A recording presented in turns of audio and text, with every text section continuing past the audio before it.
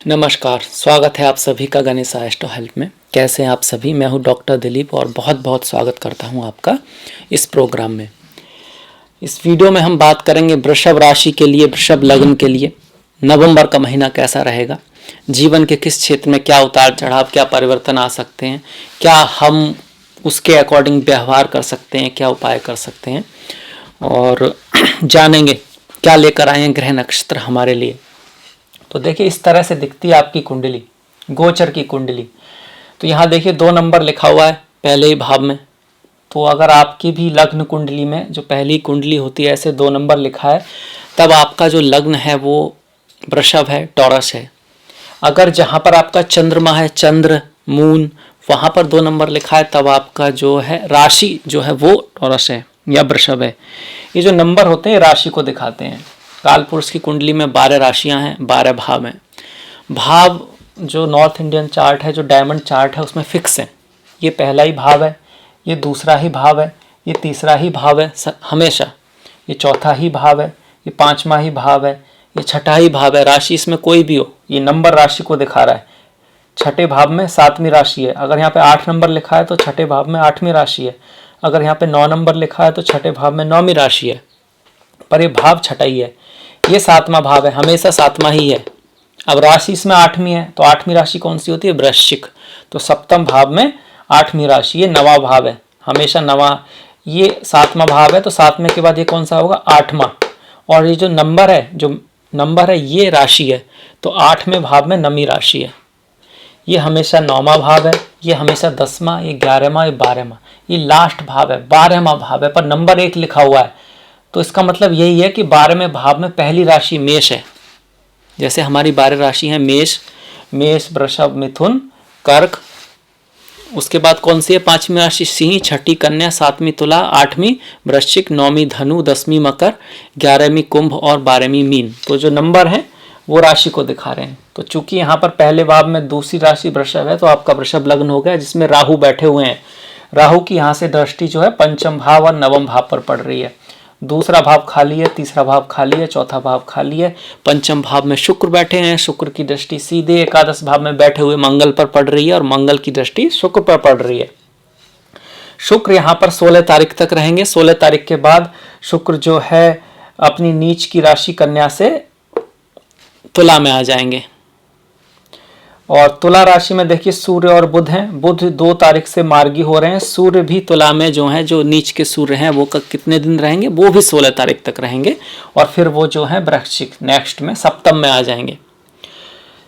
सप्तम में कौन बैठा हुआ है? 7म भाव में केतु बैठे हुए हैं, 8वीं राशि वृश्चिक राशि में।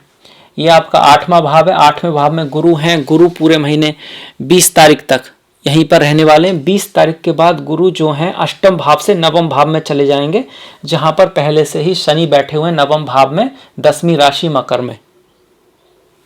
गुरु की जो है दृष्टियां सबकी, हर ग्रह अपने से सामने वाले भाव को देखता है। गुरु, शनि और मंगल, राहु, केतु, कुछ लोग केतु को काउंट नहीं करते, उनकी स्पेशल दृष्टियां हैं। गुरु अपने से 5वें और 9वें को भी देखते हैं। 7वें को तो देखते ही हैं, अपने से 5वें और 9वें को भी देखते हैं। तो यहाँ से गुरु देखेंगे 1 2 3 4 5, 12वें भाव को देखेंगे। 7वें को सभी देखते हैं। इसके अलावा 8वें 9वें इस भाव को भी देखेंगे। इसी तरह से शनि अपने से 3रे और 10वें को भी देखते हैं। 7वें को तो सभी देखते हैं। तो शनि यहाँ 9म भाव में बैठकर 1 2 3 एकादश को देखेंगे। 7वें को देखेंगे ही, हर ग्रह देखता है। इसके अलावा 8वां 9वां 10वां इस भाव को भी देखेंगे। तो चलते हैं, अब देखते हैं इन दृष्टियों का मतलब क्या होगा। ये दृष्टियां क्या जीवन में बदलाव लेकर आ सकती हैं, कहाँ क्या हो सकता है, क्या सावधानी हम बरतेंगे। तो शुरुआत करते हैं राहु से, जो कि लग्न में बैठे हैं। देखिए लग्न में राहु का गोचर वैसे तो अच्छा नहीं माना जाता है। स्वास्थ्य के मामले में थोड़ा सा कहा जाता है कि स्वास्थ्य का ध्यान रखें, पर यहाँ राहु उच्च के हैं और लिखा गया है कि भले ही ग्रह अशुभ भाव में हो, पर अगर अपनी स्वराशि में है, उच्च की राशि में है, तो वो कुछ ना कुछ अच्छा फल देता है।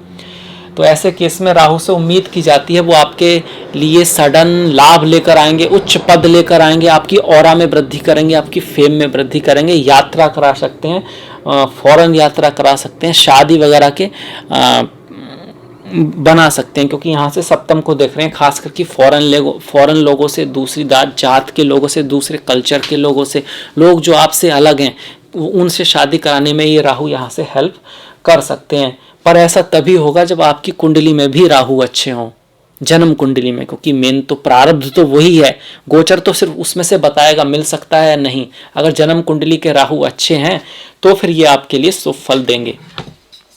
यहाँ बैठे राहु जिस भी घर से 3, 6, 10, 11 हैं उसके अच्छा फल देते हैं। तो किस भाव से 3 है, इससे देखिए 1, 2, 3, मतलब लाभ तो दिलाएंगे, लाभ के लिए अच्छे हैं। और छठा भाव कौन सा है, यहाँ से 1, 2, 3, 4, 5, 6, अष्टम, अचानक से लाभ करा सकते हैं, अचानक से लाभ करा सकते हैं, यात्रा करा सकते हैं। और कुछ आपका इंटरेस्ट अकल्ट, एस्ट्रोलॉजी, काला जादू, आत्मा, मृत्यु, माया, पुराण, उपनिषद, इस तरह की चीज़ें, बाइबल, कुरान, इस तरह का रिलीजियस तत्व, उनके पीछे क्या है उसकी रियलिटी जानने की तरफ, मंत्र से भी ज़्यादा मंत्र काम कैसे करता है, उसका असर कैसे होता है, इन सब चीज़ों में ध्यान ले जा सकते हैं। यहीं पर 8वां भाव कई बार अनलॉफुल चीज़ों का भी होता है, चोरी का भी होता है, अनलॉफुल सेक्स का भी होता है, स्कैंडल्स का भी होता है, तो उन चीज़ों से बचना है, उन चीज़ों की तरफ भी राहु ले जा सकते हैं। अब राहु का देखिए, यहाँ से राहु 11 में है तो काम बहुत कराएंगे, मेहनत बहुत कराएंगे, यात्रा बहुत कराएंगे, यात्रा आपकी हो सकती है और परिश्रम करेंगे तो रिजल्ट भी आएगा। इस भाव से दशा में तो घर, गाड़ी, बंगला खरीदने के योग बनाएंगे। और जब दूसरे ग्रह सहयोग करेंगे उस समय ये जो राहु जो 1.5 साल के आए हैं वो घर, गाड़ी, बंगला खरीदने का योग बनाएंगे। पर राहु जिस भाव से 12 में और 8 में है उसका थोड़ा सा कम अच्छा फल देते हैं। तो दूसरे भाव से 12 में है, मतलब खर्चा बढ़ाएंगे, धन आएगा तो सही, बचत कम होने देंगे, क्योंकि ये जो है ये बैंक बैलेंस है। मतलब अगर आप उसको कहीं इन्वेस्ट कर देंगे, घर खरीद लेंगे तो ठीक है, पर अगर उसको आप बचाना चाहेंगे तो बच नहीं पाएगा, किसी तरह से खर्च हो जाएगा। परिवार में जो आपस में जो लोग हैं उसमें भी मिसअंडरस्टैंडिंग यहाँ पे राहु करा सकते हैं, क्योंकि ये भाव परिवार का भी है, वाणी का है। आपकी वाणी कुछ ऐसी हो सकती है कि जो आपके लिए प्रॉब्लम का कारण बने, तो वाणी को अच्छा रखना है। वाणी ऐसी बोलिए, क्या है वो, मीठी पानी बोलिए मन का आपा खोए, आपन हो शीतल करे दूसरे नु शीतल होए, मतलब अच्छा वाणी बोलना है, जहाँ पर ऐसा कुछ कड़वी बातें नहीं बोल देना, किसी को क्रिटिसाइज नहीं कर देना, क्योंकि राहु कई बार एक भ्रम पैदा कर देते हैं अपने बारे में या सराउंडिंग के बारे में, और उसके चलते व्यक्ति कुछ ऐसा कह सकता है जो बहुत ज़्यादा अच्छा ना हो, तो इस बात का ध्यान रखें। अब किस भाव से 8 में है उसका भी अच्छा फल नहीं देंगे, इस भाव से 7 में है, इस भाव से तो 7 में है, अगर हम गिने 7वें भाव से, इस भाव से 8 में पढ़ रहे हैं, मतलब रोग, ऋण, शत्रु, एक तो वही मैंने कहा था, स्वास्थ्य का ध्यान रखना है, किसी को पैसा नहीं देना है, वापस आने में दिक्कत होगी, शत्रु, किसी से लड़ाई झगड़े में नहीं पड़ना है, क्योंकि अगर कोर्ट कचहरी के चक्कर में पड़ते हैं अगले 1.5 साल तो राहु जो गोचर में है वो आपका फेवर नहीं कर रहे हैं।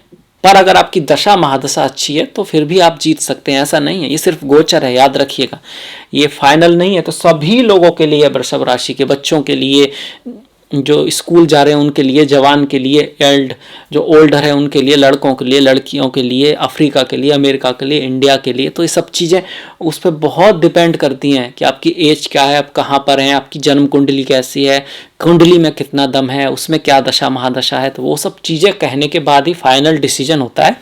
पर एक गोचर बेस है जो भी हमको कंसीडर करना चाहिए। अब राहु के बाद हम शुक्र पे आए। देखिए शुक्र पे मंगल की जो दृष्टि है ये अच्छी है, ये कामुकता बढ़ाती है, आकर्षण बढ़ाती है, पति और पत्नी के बीच, प्रेमी प्रेमिका के बीच, गर्लफ्रेंड बॉयफ्रेंड के बीच, दूसरे पोल के प्रति आकर्षण। पर सिर्फ कामुकता ये नहीं है, अच्छी चीज़ों के प्रति, खूबसूरत चीज़ों के प्रति, चाहे वो खूबसूरत स्त्री हो या पुरुष हो, लड़की हो या लड़का हो, पेन हो या गार्डन हो, साड़ी हो या कोई डिज़ाइन हो या कंप्यूटर हो या नोटबुक हो, कोई भी चीज़ जो खूबसूरत चीज़ों के प्रति, और ब्रांड की जो चीज़ें होती हैं वो शुक्र दिखाते हैं।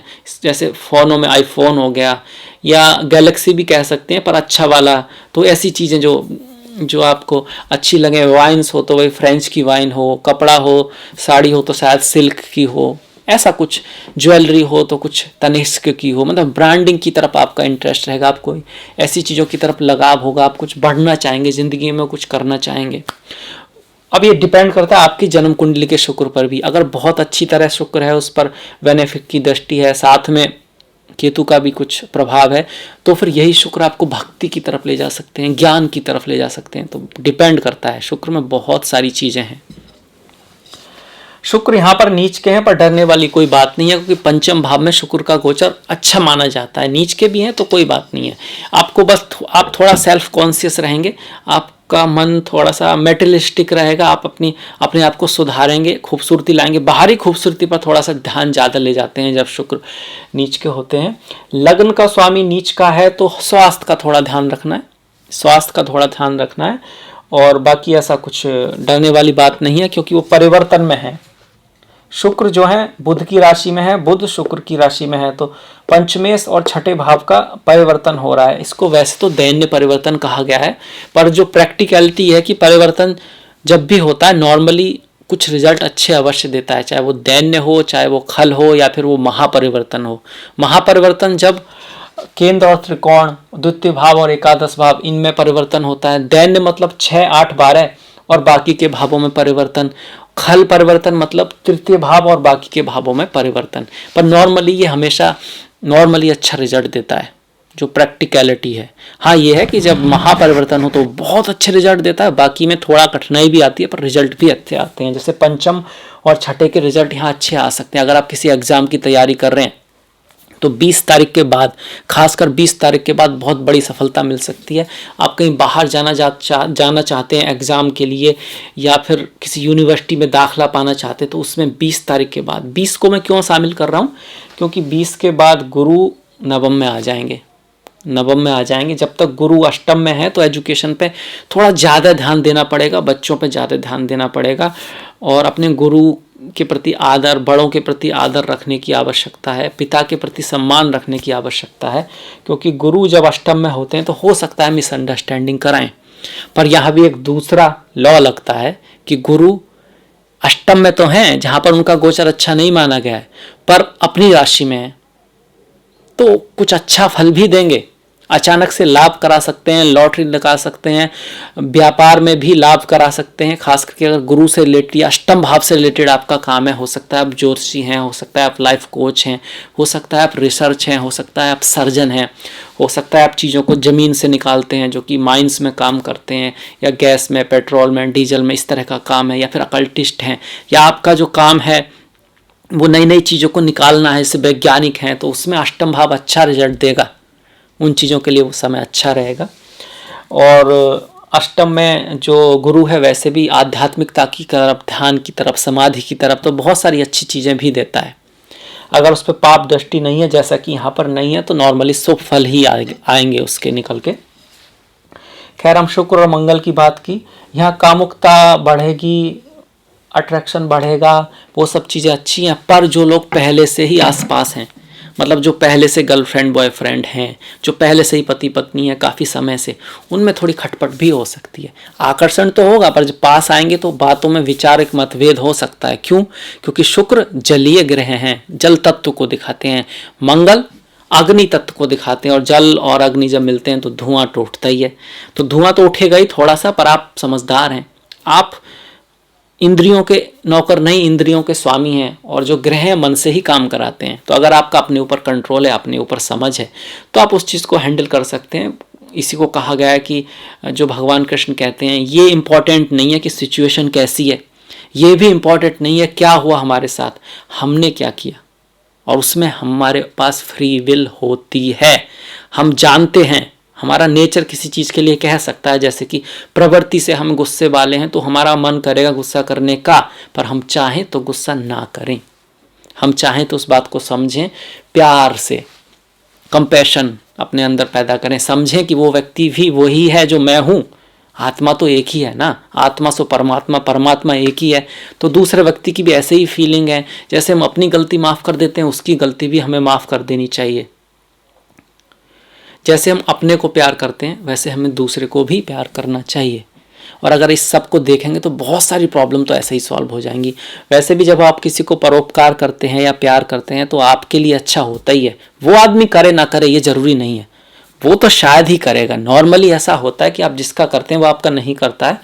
नॉर्मली ऐसा इसलिए होता है कि आपको जो प्रकृति है वैराग्य की तरफ ले जाना चाहती है, पर आपका अच्छा होता है अगर आप बदले में कुछ नहीं चाहते हैं, बस अपने कर्म जो कृष्ण ने कहा है अपने धर्म के रूप में उसको करते हैं और फिर नेकी कर दरिया में डाल, अच्छा करते हैं दाएं हाथ से तो बाएं हाथ से को पता भी नहीं होता, कोई उम्मीद नहीं रखते हैं, तो फिर उससे आपकी हेल्थ भी अच्छी होती है, आपके व्यापार में भी वृद्धि होती है, आपके लिए अच्छा भी होता है, पर उसके थ्रू नहीं होता, कहीं और से होता है। ये ठीक उसी तरह जैसे आपने किसी को बुरा किया तो जरूरी नहीं है कि वही व्यक्ति आएगा और आपके थप्पड़ मारेगा, ऐसा नहीं होगा, पर हाँ वो थप्पड़ आप तक आएगा जरूर, किसी और तरीके से, किसी और रास्ते से। ठीक इस तरह आपने किसी के साथ भला किया, अच्छा किया, जरूरी नहीं है कि वो व्यक्ति आपके साथ भला करेगा, जहां तक है नहीं करेगा, ऐसा नहीं है एकदम, पर हाँ वो भलाई आप तक आएगी जरूर, पर किसी और तरीके से, पर किसी और रास्ते से।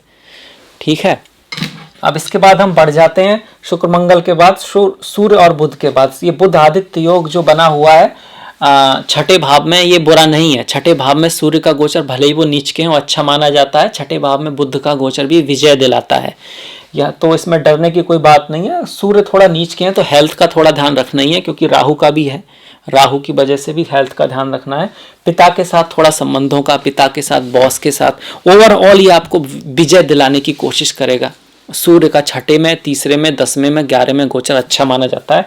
बुध का भी छठे भाव में गोचर अच्छा होता है, हालांकि छठा भाव है पर फिर भी बुद्धि तेज चलती है, आप अपनी प्रॉब्लम को सॉल्व कर पाते हैं, आपका डिसीजन सही ले पाते हैं। खास करके 2 तारीख के बाद, 2 तारीख तक बुध जो है 2 नवंबर तक वक्री हैं, तो 2 नवंबर तक आपको थोड़ा संभल के चलना है, कम्युनिकेशन का ध्यान रखना है, राइटिंग का ध्यान रखना है। जब भी कोई चीज़ लिखते हैं, पढ़ते हैं, कोई डॉक्यूमेंट साइन करते हैं तो बड़े ध्यान से करना है, क्योंकि बुध बकरी हैं, और जब बुध बकरी रहते हैं तो कई बार डॉक्यूमेंट्स में, कम्युनिकेशन में मिस्टेक्स हो सकती हैं। पर 2 के बाद लगभग 28 तारीख तक बुध जो है मार्गी हैं और आपके लिए शुभ हैं। तो जो लोग भी सेल्स में है, मार्केटिंग में है, बिजनेस में है और किताब लिखने वाले हैं, कोई भी इस तरह का कार्य है जिसमें इंटेलिजेंट प्लानिंग का बड़ा महत्व है, अकाउंटेंट हैं, चार्टर्ड अकाउंटेंट हैं, ये सब हैं, तो उनके लिए बहुत अच्छा समय है। बुध की अगर आपकी दशा चल रही है तो गोचर ठीक है। अगर बुध आपकी कुंडली में भी अच्छे हैं तो धन मान प्रतिष्ठा की भी ये वृद्धि करने वाले हैं। खर्चा बढ़ा सकते हैं पर वो खर्चा अच्छी चीज़ों पे होगा, बाहर ले जा सकते हैं, टूरिज्म में ले जा सकते हैं, आपका कहीं परिवार के साथ अच्छे समय बिताने का प्लान बन सकता है। अब इसके बाद हम अगर केतु पे आ जाएं, देखिए राहु केतु एक सही होते हैं। राहु के फलों की हमने बात की, केतु का ये है कि वो आपको थोड़ा सा अपने जीवन साथी से, हर व्यक्ति से थोड़ा अध्यात्म की तरफ ले जाना चाहेंगे, उससे दूर करना चाहेंगे, वैराग्य की तरफ ले जाना चाहेंगे। केतु कहते हैं सब बेकार है, सब छोड़ो, एंड में सब कुछ रहता नहीं है, एंड में मृत्यु के बाद तो मोक्ष ही इंपॉर्टेंट है, क्यों ना सीधा मोक्ष की तरफ जाओ। तो केतु चीज़ों से हटाते हैं, केतु आपको वैराग्य लाते हैं। केतु आपको जिन लोगों से मिलाएंगे वो लोग आपके साथ बहुत ज़्यादा अच्छे नहीं होंगे, मतलब वो आपके साथ अच्छा नहीं करेंगे, पर आपको ये समझना होगा कि आप फिर भी अच्छा करते रहें, वो ना करें कोई और करेगा, जिसके साथ आप करें वो हो सकता है ना करें, ऐसी कंडीशन में ये प्रॉब्लम है। और अपने पति पत्नी, प्रेमी प्रेमिका, उन सब का ध्यान रखना है प्रेम पूर्वक, और हर चीज़ को सॉल्व करना है ईमानदारी से। कई बार कम्युनिकेशन गैप भी यहाँ पर केतु करा सकते हैं कि दोनों नाराज होकर बैठे हैं और बात ही नहीं की, और जब बात करी तो पता चला गलती किसी की थी ही नहीं। तो इस तरह की क्रिएटिव जो चीज़ नहीं है उसको बना देते हैं केतु, राहु केतु दोनों ही। तो ये बहुत अच्छा गोचर नहीं है जहाँ तक रिलेशनशिप के मामले में। धर्म के, अध्यात्म के रूप में अच्छा है। आपका जो स्पाउस है, आपकी जो पत्नी है, आपकी जो पति है, वो अचानक से बहुत ज़्यादा स्पिरिचुअलिटी की तरफ जा सकता है, मंत्रों की तरफ जा सकता है, उसका मन अध्यात्म की तरफ मुड़ सकता है, और आपको ऐसा लग सकता है कि ऐसा क्यों कर रहा है, और क्योंकि आप राहु हैं, आप मेटेरियलिस्टिक, आप कुछ पाने की कोशिश कर सकते हैं, और स्पाउस थोड़ा सा आपसे अलग बिहेव करेगा। तो इस कारण से भी लोगों में थोड़ा वो भाई नेचर में, थिंकिंग में आपको लगेगा ये क्या कर रही है, क्या कर रहा है, मंत्रों के चक्कर में पड़ गया, क्योंकि आप पूरी तरह समझ ही नहीं पाए, आप उस एरिया में हो ही नहीं, आप उस जोन में हो ही नहीं, तो इस वजह से आपके बीच में थोड़ी दूर लाने की कोशिश करेगा। तो आपको हर जोन का सम्मान करना है, हर जोन को समझना है। आपको समझना होगा कि फूल अलग अलग होते हैं, गेंदे का फूल है, गुलाब का फूल है, सबकी अपनी जगह है। जैसे आयुर्वेद में अर्जुन की छाल है और आंवला भी है। अब ये कहें कि अर्जुन की छाल अच्छी है, आंवला खराब है, ये ज़्यादा अच्छा है, वो खराब है, तो ये गलत भी है और नाइंसाफ़ी भी है। तो आपको इस बात को समझना होगा। अब इसके बाद अगर हम गुरु की बात करें, तो गुरु अष्टम में है, उसकी हमने थोड़ी बात की थी कि अकल्ट, एस्ट्रोलॉजी, अध्यात्म, रिसर्च, जमीन से नीचे वाली चीज़ों में अच्छा इंटरेस्ट लाएंगे, सेक्सुअल का भाव भी है, ये लाइफ आफ्टर मैरिज का भी है, तो उसकी तरफ भी ध्यान ले जा सकते हैं। तो उसका ध्यान रखना है कि वो सही रास्ते से हो, लॉफुल, काम, अर्थ आपको मोक्ष की तरफ ले जाता है। पर अगर लॉफुल नहीं है तो फिर उसमें थोड़ा समझदारी बरतने की जरूरत है, उस चीज़ का ध्यान रखना है। हालांकि अपनी राशि में है तो ज़्यादा तक शुभ फल देंगे। तो आपके जो, अगर जिन लोगों की शादी हो चुकी है तो वो आप पति पत्नी का एक दूसरे को सुख मिलेगा। यहाँ से उनकी 12वें भाव पर दृष्टि है, 1 2 3 4 5, तो लाइफ को एंजॉय करेंगे, एंजॉयमेंट की तरफ लाइफ का उनका नज़र हो सकती है। कुछ खर्चा लेके आ सकते हैं लाइफ में, आप खर्चा करेंगे अच्छी चीज़ों के ऊपर, अच्छी वाइन के ऊपर, अच्छे कपड़े के ऊपर, अच्छे टेलीफोन के ऊपर, कुछ अच्छी चीज़ें जीवन में लाएंगे, एनर्जी वेस्ट करेंगे एंजॉय करने में, फ्रीडम में। देखिए मोक्ष 4 8 12 जो मोक्ष के भाव हैं वही फ्रीडम के भाव भी हैं, और वही कई बार सेक्सुअल एडिक्शन, नशा, उन सब के भी हैं। तो आपके ऊपर है आप किस नशे में जाते हैं। आप आध्यात्म के नशे में भी जा सकते हैं, आप समाधि के नशे में भी जा सकते हैं, आप रिसर्च के नशे में भी जा सकते हैं, आप सच्चे प्रेम के नशे में भी जा सकते हैं जो बहुत बड़ी चीज़ है, और दूसरे नशे में भी जा सकते हैं। अब ये आपको देखना है। खर्चा होगा, अच्छी चीज़ों पे खर्चा होने का ज़्यादा चांस है, क्योंकि गुरु हैं और उनको कोई मैलेफिक नहीं देख रहा है, तो अच्छी बातों के ही ज़्यादा चांसेस हैं। आप किसी अकल्ट गुरु से मिल सकते हैं, आप किसी ऐसे व्यक्ति से मिल सकते हैं जो वास्तव में जादू टोना इन सब के तथ्य, तंत्र मंत्र, अकल्ट, एस्ट्रोलॉजी इन सबको समझता है, जो अध्यात्म को समझता है, जिसको वास्तव में आइडिया है कि माया होती क्या है। ऐसे नहीं कहता, जो समझ पाता है कि जब हम जो भी कुछ देख रहे हैं वो सच नहीं है, क्योंकि जो देख रहे हैं वो परसेप्शन पर आधारित है, सेंसेस पर आधारित है, और 100% कोई भी सेंस ऑर्गन परफेक्ट नहीं है, ना हमारी बनाई हुई कोई मशीन है। तो हम जो देख रहे हैं ये तो 100% है, वो वैसा नहीं है, उसमें बहुत कुछ और छुपा है। जब हम पूरा देख ही नहीं रहे थे, जो देख रहे हैं वो पूरा सत्य नहीं है, जो सत्य नहीं है तो वो माया है। ये भी एक कंक्लूजन है। मतलब किसी अच्छे गुरु से आपकी मुलाकात हो सकती है, कहने का यही मतलब है। 12वें भाव पर खर्चा बढ़ाएंगे, पर दूसरे भाव पर धन बढ़ा सकते हैं, पैसा ला सकते हैं। मतलब खर्चा भी आएगा, यात्रा भी आएगी, पर पैसा भी आएगा। परिवार से आपको लाभ हो सकता है, वाणी से आपको लाभ हो सकता है। हालांकि राहु वाणी के लिए अच्छे नहीं है, पर गुरु का भी आशीर्वाद है, गुरु का भी आशीर्वाद है। तो जिसकी राहु की दशा अंतरदशा है, राहु अच्छे हैं तो कोई बात नहीं, अगर बुरे हैं तो फिर वाणी के कारण प्रॉब्लम क्रिएट हो सकती है। पर अगर गुरु की दशा अंतरदशा है और गुरु अच्छे हैं तो वाणी के कारण लाभ होगा, परिवार के कारण लाभ होगा, पैतृक संपत्ति से लाभ होगा। वीणा नहीं, वीणा तो एक योग होता है जब द्वितीय भाव पर शुभ ग्रहों की दृष्टि पड़ रही है, जो कि यहाँ पर पड़ रही है, तो वीणा नाम का योग भी बना हुआ है। कुछ लोग इसको धेनु योग भी बोलते हैं। धेनु गाय, पैसा धन आएगा। इसके अलावा जो गुरु की दृष्टि है वो चतुर्थ पे आ रही, तो घर गाड़ी बंगला खरीदने का योग बनता है। राहु भी इसमें सपोर्ट कर रहे थे, तो एक तरह से ये योग तो बना हुआ है आपका कि आप घर गाड़ी बंगला जमीन ये सब खरीदने की कहीं ना कहीं प्लानिंग करेंगे। और माता के साथ संबंध सुधार होगा। आपके जो बचपन के दोस्त हैं, आपकी जो जन्मभूमि है, उसकी तरफ आपका मन रहेगा। भले ही आप वहाँ जाएं या ना जाएं, पर गुरु कोशिश करेंगे आपको वहाँ ले जाने की। पर उन लोगों से आप कनेक्टेड ज़्यादा रहेंगे, उन पर टेलीफोन से बात ज़्यादा होगी, माता से या माता जैसी, मतलब कि आपके जो जन्म के जो रिश्ते हैं उनसे जोड़ने की यहाँ पर कोशिश गुरु कराएंगे 20 तारीख तक। 20 के बाद गुरु यहाँ आएंगे, भाग्य भाव में आएंगे। भाग्य भाव में गुरु का जो गोचर है वो शुभ माना जाता है। यहाँ पर वो नीच नहीं है, नीच भंग हो रहा है। तो भाग्य से, गुरुओं से, पिता से, फिलॉसफी से, हायर एजुकेशन से, मतलब एजुकेशन के लिए आप कहीं जा सकते हैं। आपके एडमिशन के लिए हाँ हो सकती है। विदेश जाने के लिए वीज़ा अगर आपने दिया है उसके चांसेस बनते हैं, वीज़ा सही हो सकता है, क्योंकि यहाँ से वो वीज़ा कंफर्म हो सकता है, क्योंकि यहाँ से वो तृतीय भाव को देख रहे हैं, डॉक्यूमेंट्स को दिखाता है। छोटे भाइयों के साथ रिलेशन में सुधार होगा, पड़ोसियों के साथ रिलेशन में सुधार होगा 20 तारीख के बाद। उससे पहले इन चीज़ों में थोड़ा सा प्रॉब्लम था, पिता से, गुरु में, एजुकेशन में। क्यों? क्योंकि सिर्फ शनि बैठे हुए थे। हालांकि ये भाग्य योग है कि भाग्य का स्वामी भाग्य में ही बैठा है, पर किसी शुभ ग्रह की दृष्टि नहीं है, तो कुछ खास शनि यहाँ पर रिजल्ट नहीं दे पा रहे थे। पर जैसे ही गुरु उनके पास आते हैं, उनको एक शुभ ग्रह का, नैसर्गिक शुभ ग्रह का सपोर्ट मिलता है। भले ही वो आपकी कुंडली में कारक ना हो, पर गोचर में तो वो गुरु ही हैं, तो चीजें अच्छी हो जाएंगी 20 तारीख के बाद गोचर में। यहाँ से गुरु की और शनि की संयुक्त दृष्टि की हमने बात की। अब जो गुरु की पंचम दृष्टि राहु पर आएगी तो अचानक से आपके ऑरा में वृद्धि हो सकती है। राहु की चीज़ों को बढ़ा सकता है। कोई जो बड़ी सक्सेस आपको मिलने वाली थी उसके चांसेस गुरु यहाँ पर बढ़ा देंगे। अब राहु पर डिपेंड करता है कि आपकी कुंडली में राहु कैसे हैं। अगर अच्छे हैं, अच्छे घरों में बैठे हैं, राहु का डिस्पोजिटर भी शुभ स्थिति में है, तो फिर बहुत अच्छी कंडीशन यहाँ पर बन रही है। गुरु की यहाँ से सीधी दृष्टि, गुरु शनि की सीधी दृष्टि जो है तृतीय भाव पर आ रही है, तो कम्युनिकेशन बढ़ेगा, आपका एरिया बढ़ेगा, आप बहुत सारे लोगों को जान पाएंगे। आप जितना कम्युनिकेट करेंगे, जितना आप प्रयास करेंगे, जितना आप प्रयत्न करेंगे, उतना ज़्यादा लाभ होने का चांसेस यहाँ पर बनता है 20 तारीख के बाद। गुरु की यहाँ से 9वीं दृष्टि देखिए 7वीं है, 8वीं 9वीं दृष्टि जो है पंचम भाव पर आएगी एजुकेशन के लिए, बच्चों के लिए।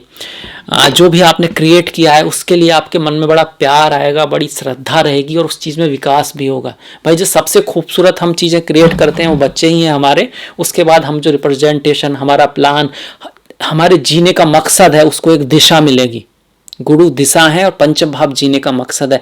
मंत्र में अगर आपकी रुचि है तो मंत्र सिद्धि के लिए बहुत अच्छा समय है। जब गुरु की दृष्टि होती है उस समय जो मंत्र सिद्धि करते हैं, जो आराधना करते हैं, जो पूजा करते हैं, जो प्रार्थना करते हैं, उसमें सफलता मिलती है। तो वो योग भी आपके बने हुए हैं जबरदस्त। गुरु के बाद अगर हम शनि को देख लें, शनि ही बचे हैं अभी, तो शनि और मंगल बचे हैं। तो शनि की तीसरी दृष्टि मंगल पर आ रही है। अब यहाँ पर शनि की जो तीसरी दृष्टि मंगल है वो वो आपको कर्म करने से रोकेगी, थोड़ा सा आलसी बनाने की कोशिश करेगी, थोड़ा सा ये कोशिश करेगी अलग कर लेंगे। अब ये किन के साथ ज़्यादा होगा? जिनके शनि कुंडली में अच्छे नहीं है और शनि की दशा अंतर्दशा, ऐसा नहीं सभी लोग ऐसा सोचेंगे। तो आपको जवाब देना है, अपने मन को जवाब नहीं देना है, उसको आज्ञा देनी है कि अब ऐसा उल्टा सीधा कुछ बोलना नहीं है, काम तो हमें करना ही है और जो प्लान है उसके लिए आज ही काम करना है, कल भी करना है, परसों भी करना है। ऐसा नहीं है कि जब चीज़ें सही होंगी उसके बाद मैं करूँगा, जब रास्ता साफ होगा तब मैं आगे बढ़ूँगा। शनि ऐसा ही कोशिश करेंगे। अभी तो मार्केट ऐसा है वैसा है, तो आप फिलहाल में जो कर सकते हैं वो करें। मतलब कि एक्सरसाइज करें, योगा करें, अपने आप को फिट करें, जो भी चीज़ आपके लिए चाहिए, स्किल चाहिए वो करें, जो कोई रेमेडी चल रहा है आपकी वो करें, कुछ ना कुछ करें, पर करते जरूर रहें, रुके नहीं, बढ़ते रहें। देखिए कर्म प्रधान है संसार, कर्म प्रधान विश्व रच राखा, वही होइए वही जो राम रच राखा। भगवान कृष्ण को भी गीता का उपदेश देना पड़ा अर्जुन को, क्योंकि युद्ध तो उसे ही करना था, कर्म तो उसे करना ही होगा युद्ध जीतने के लिए। हालांकि ये लिखा हुआ था, फिर भी जो भी है कर्म प्रधान है। और इसके लाखों उदाहरण मिलते हैं कि जिन्होंने कर्म किया उन्होंने भाग्य को भी छोटा करके दिखा दिया, या असंभव को संभव करके दिखा दिया। चाहे वो ये उदाहरण अपनी आप लें कि अब स्त्रियों को देखें, फिलहाल स्त्रियां देखिए प्लेन उड़ा रही हैं और स्पोर्ट्स में जा रही हैं, डॉक्टर बन रही हैं, लॉयर बन रही हैं, कितना कुछ कर रही हैं। हालांकि उनके स्टार्स तो वैसे ही हैं ना। मंगल ऐसा नहीं है कि पहले मंगल कुछ और थे अब मंगल कुछ और हो गए। स्पोर्ट्स में जा रही हैं, आर्मी में भी जा रही हैं और पुलिस में भी जा रही हैं, और पहले मंगल नहीं था, पर पहले उनको एनवायरनमेंट ही नहीं मिला, ज़मीन ही नहीं मिली बीज को। बीज में तो दम था पर ज़मीन ही नहीं मिली, माहौल ही नहीं मिला, उन्होंने भी कोशिश नहीं की। अब उनके पास एक माहौल है, एक एटमॉस्फेयर है, बन रहा है धीरे धीरे, तो देखिए वो तरक्की कर रही है ना।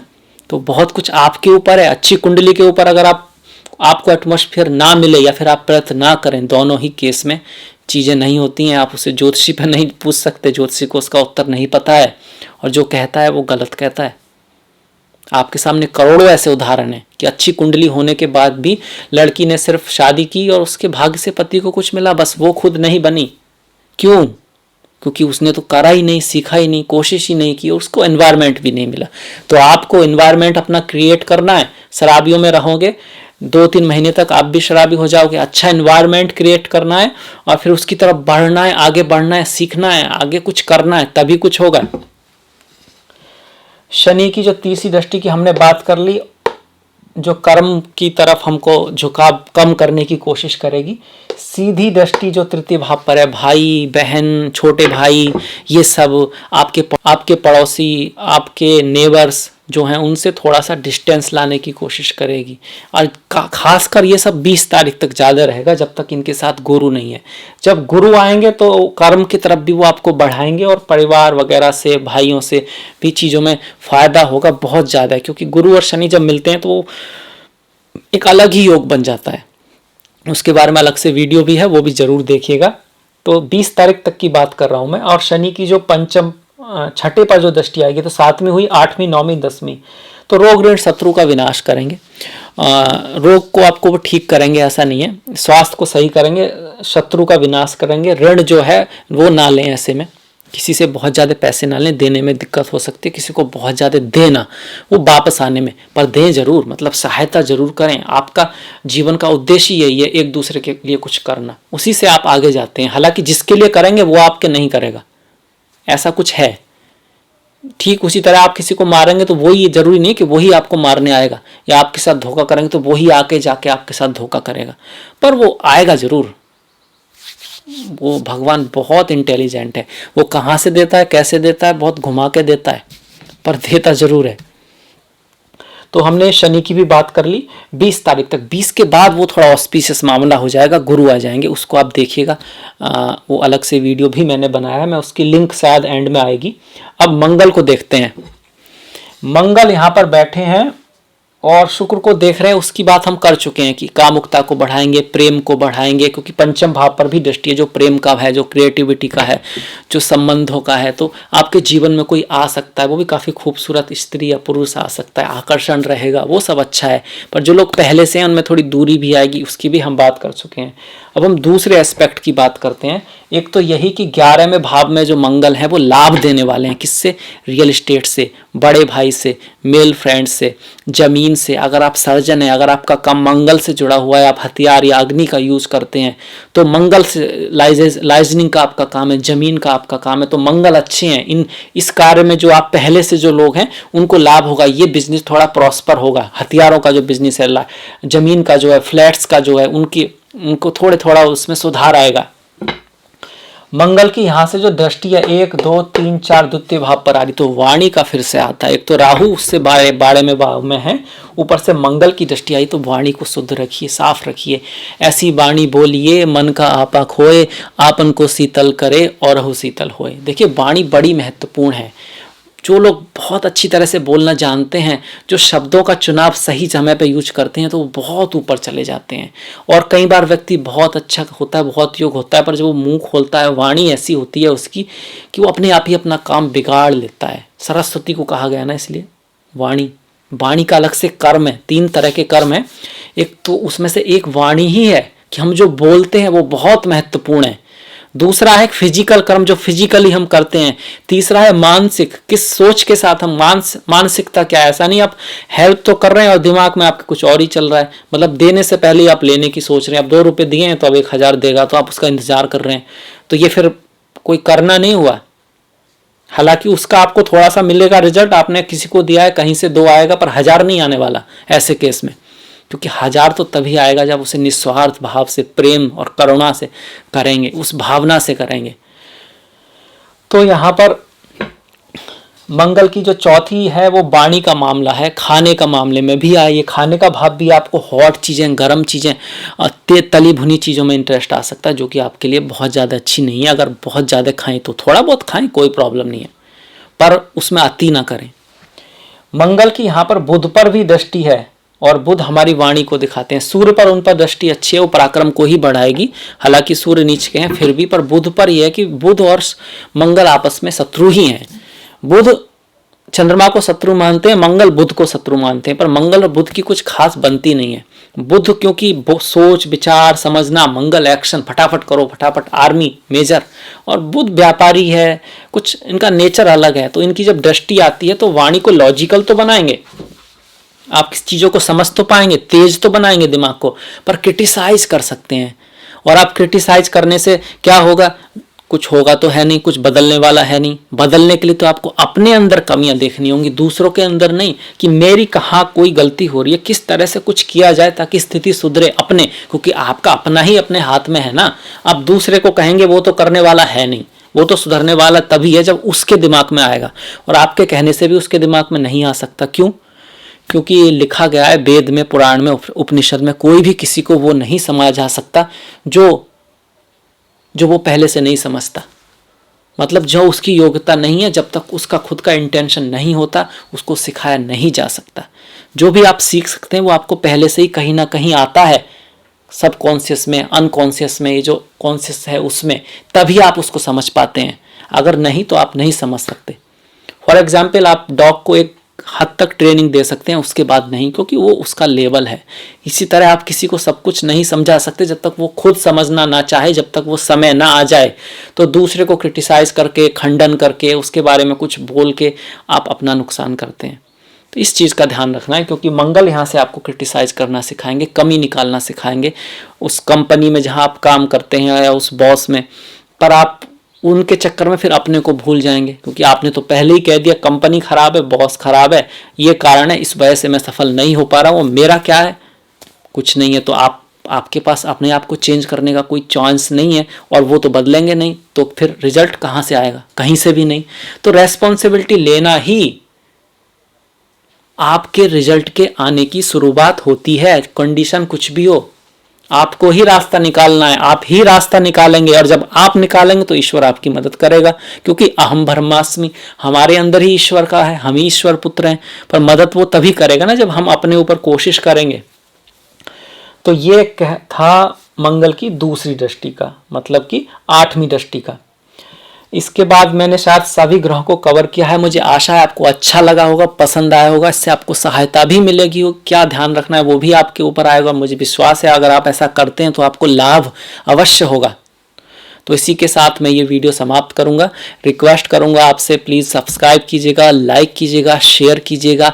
आपका जो महत्व है वो बहुत है, आपका सहायता है उसका महत्व तो बहुत है। इसलिए मैंने डिस्क्रिप्शन में अपना लिंक दिया है, फेसबुक का, इंस्टाग्राम का, ट्विटर का।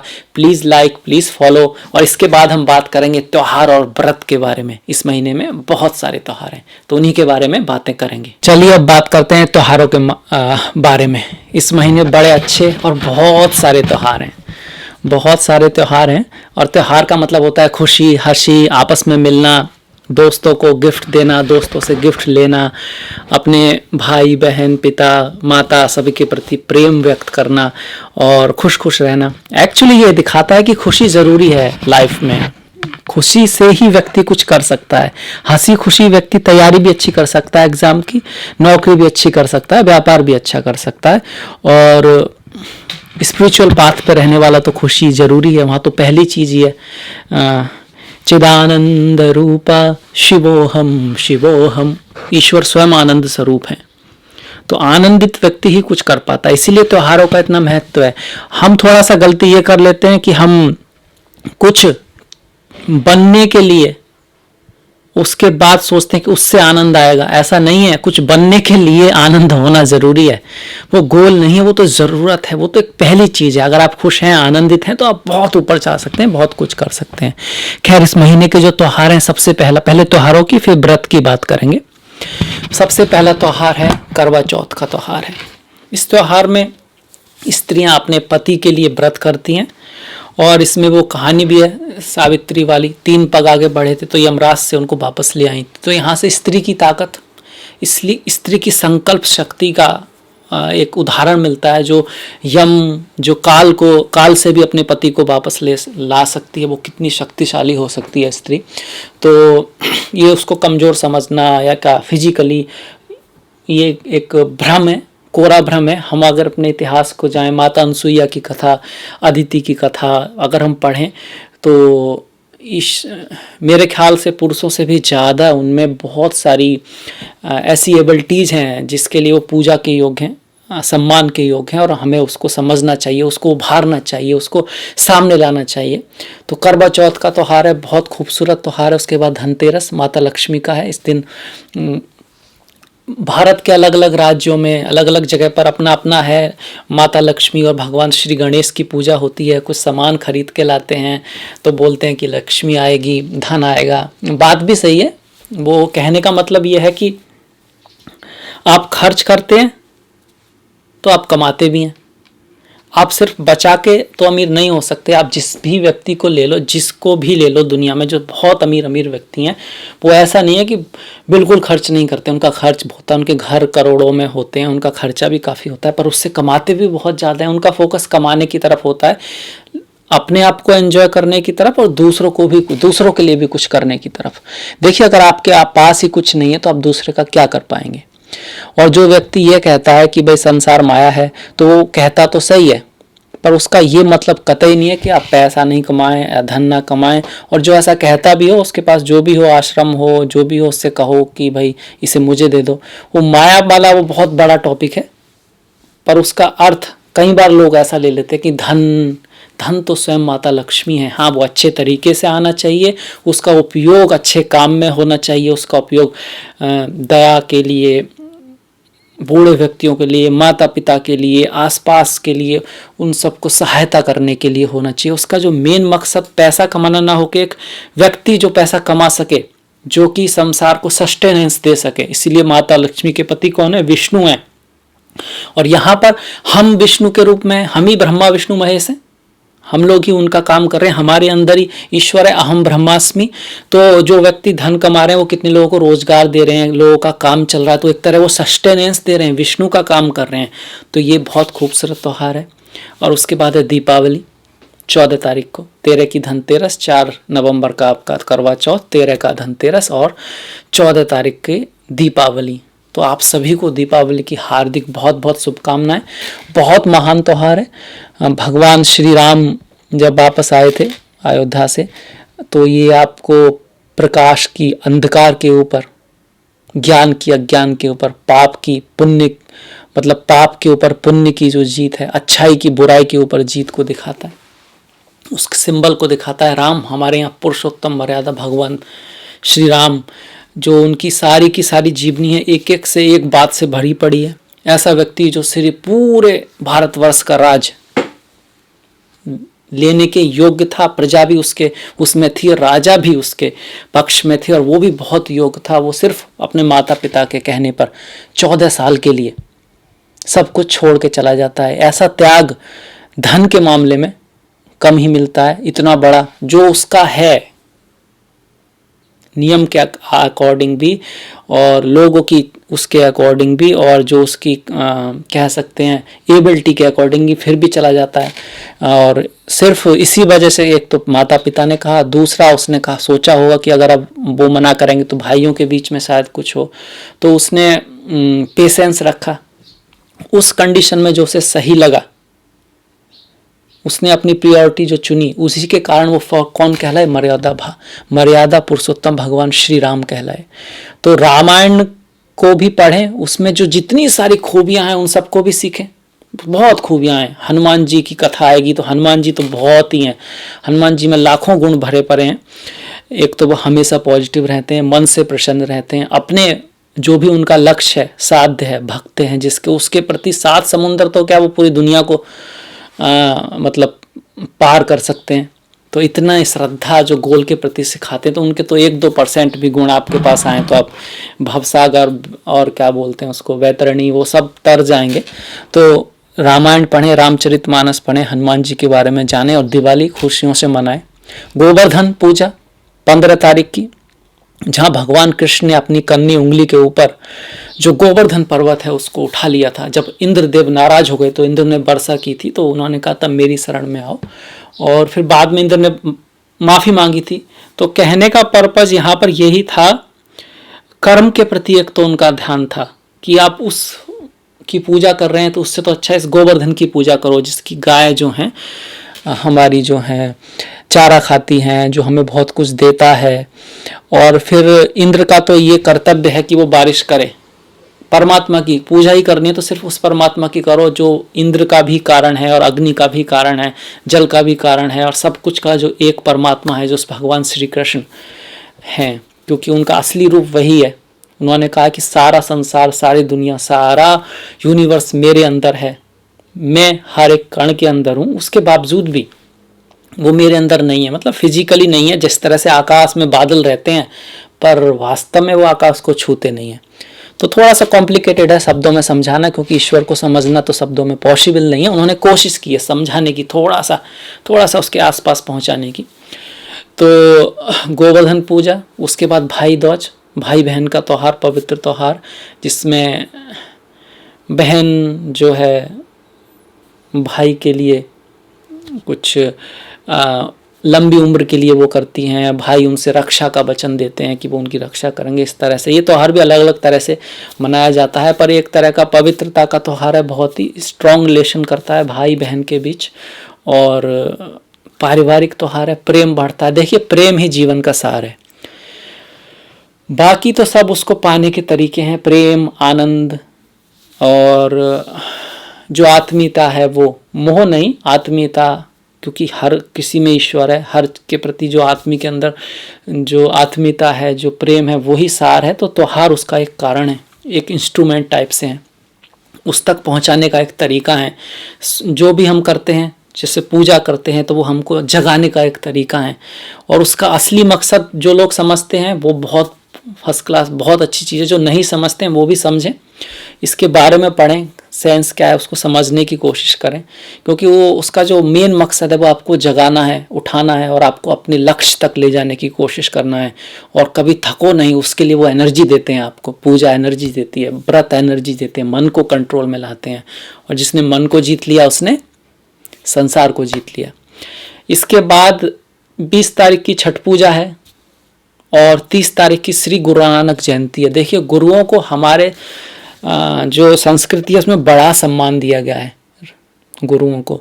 गुरु गोविंद दऊ खड़े, काके लागू पाए, बलहारी गुरु आपने गोविंद दियो बताए। तो ईश्वर से भी पहले गुरु की पूजा की जाती है, क्योंकि गुरु ही हैं वो जो आपको ज्ञान देते हैं। उस ज्ञान के बिना ईश्वर को पाना बड़ा मुश्किल होता है। हालांकि गुरु भी ईश्वर स्वरूप ही है, क्योंकि हर सब तरफ परमात्मा है, पर फिजिकली पहले हम गुरु को ही देखते हैं, माता को देखते हैं, पिता को देखते हैं, वो हमारे पहले गुरु होते हैं। तो उनका बड़ा महत्व है, उनका बड़ा महत्व है, और ये रिस्पॉन्सिबिलिटी गुरुओं की भी बन जाती है कि वो इतने महत्वपूर्ण है कि अपने बच्चों को अच्छी शिक्षा दें, अच्छी सराउंडिंग्स दें। क्योंकि अगर बंजर भूमि में आप आम का भी पेड़ डाल दो तो वो उगता नहीं है। भूमि मतलब एनवायरमेंट, बीज मतलब स्वयं बच्चा। तो जहाँ तक बीज का इम्पोर्टेंट है, जैसे कहते हैं कि बोया बीज बबूल का तो आम कहाँ से आए, तो आधी बात है कहानी की, आधे रास्ते की बात है, कहानी का आधा पार्ट है। दूसरा पार्ट वो जमीन भी है कि जहाँ बोया वो कहाँ है भाई। तो वो जो एनवायरमेंट हमारी रेस्पॉन्सिबिलिटी है वो भी बहुत बड़ी बात है। जैसे कि अब एनवायरमेंट मिल रहा है तो हमारी बहनें, माताएं कितना कुछ कर रही हैं, फ्लाइट उड़ा रही हैं, एयरफोर्स में जा रही हैं, स्पोर्ट्स में जा रही हैं, स्विमिंग में जा रही हैं, और बाहर भी जा रही हैं, अपने ऊपर बो रही हैं, अपनी अपनी पूरी कंपनी की मालिक बन गई हैं। और जब एनवायरनमेंट नहीं था तो ग्रहों के ऐसे ही होने के बावजूद कोई एक आध को छोड़कर, एक्सेप्शन आर ऑलवेज देयर, वो बेचारी कुछ कर नहीं पा रही थी। तो ऐसा नहीं है उनमें कमी थी, हम में ही कमी थी, हमने वो एनवायरनमेंट ही नहीं दिया।